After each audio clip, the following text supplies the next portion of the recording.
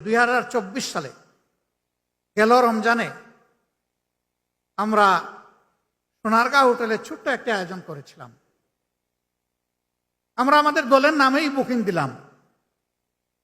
কর্তৃপক্ষ আমাদেরকে অনুরোধ করলো, দেশের পরিবেশ পরিস্থিতির কারণে আপনাদের কাছে আমাদের একটু দুঃখ প্রকাশ করতে হচ্ছে।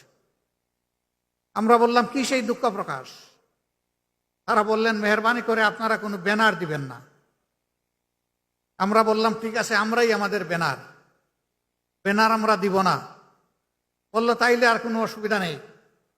আমাদের ইফতার মাহফিল শুরু হওয়ার 3 ঘন্টা আগে পুলিশ পাঠিয়ে দিয়ে বলা হলো, আপনারা ইফতার মাহফিল করতে পারবেন না। আমি তখন আমার বাসা থেকে সোনারগাঁও হোটেলে যাওয়ার পথে আমার সহকর্মীরা জিজ্ঞেস করলেন, কি করব? আমি বললাম, আমাদের যারা দাওয়াত পেয়েছিলেন তারা কি এসে গেছেন? বলে যে হ্যাঁ, তাদের অনেকেই এসে গেছে। আমি বললাম যে তাদেরকে বলে দিন আমাদের মেহমানরা এসে গেছেন, পারলে তোমরা বের করে দাও, আমরা কাউকে এখান থেকে বিদায় দিতে পারবো না এবং আমি আসছি। আল্লাহ যেন সেই পর্যন্ত আমাকে হায়াত দেন আর আপনারা অপেক্ষা করেন। আমি যাওয়ার পরে জিজ্ঞেস করলাম, আমাদের অপরাধ কি? বলে যে স্যার, আপনাদের কোনো অপরাধের বয়ান আমরা দিতে পারবো না, আমরা প্রচন্ড চাপে আছি।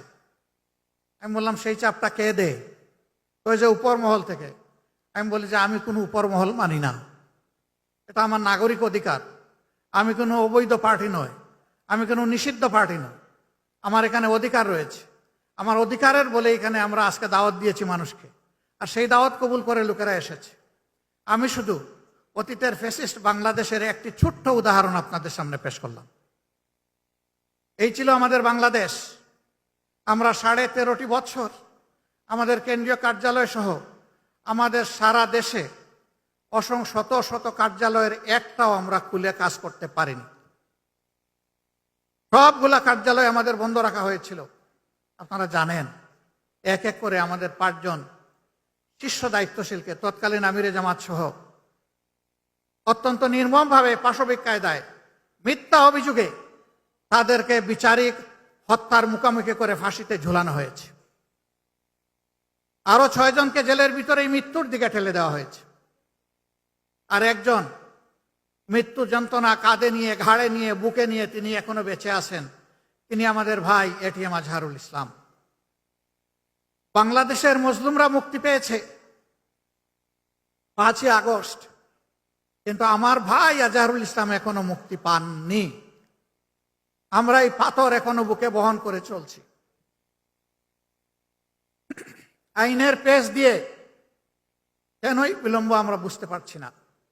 আমরা চাই যাদের উপরে জুলুম হয়েছে তাদের একজন মানুষের জন্য আর জেলের ভিতরে না থাকে, এবং সেই সাথে অবিলম্বে আমাদের ভাইকে যেন সসম্মানে আমাদের বুকে ফিরিয়ে দেওয়া হয়।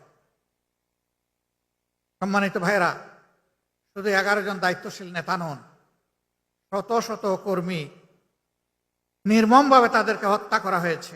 অসংখ্য যুবককে থানায় ধরে নিয়ে থানার মেঝেতে শুয়ে পায়ে বন্দুক ঠেকিয়ে গুলি করে তাদের পা বিচ্ছিন্ন করে দেওয়া হয়েছে, হাত কেটে ফেলা হয়েছে, 2 চোখ তুলে নেওয়া হয়েছে, ঘর বাড়ি থেকে তাদেরকে তাড়িয়ে দেওয়া হয়েছে, গুম করা হয়েছে, চাকরি থেকে বিতাড়িত করা হয়েছে, ব্যবসা বাণিজ্য তছনছ করে দেওয়া হয়েছে, বোলডোজার দিয়ে আমাদের নেতৃবৃন্দের ঘর দুয়ার ভেঙে ছাতু বানিয়ে ফেলা হয়েছে।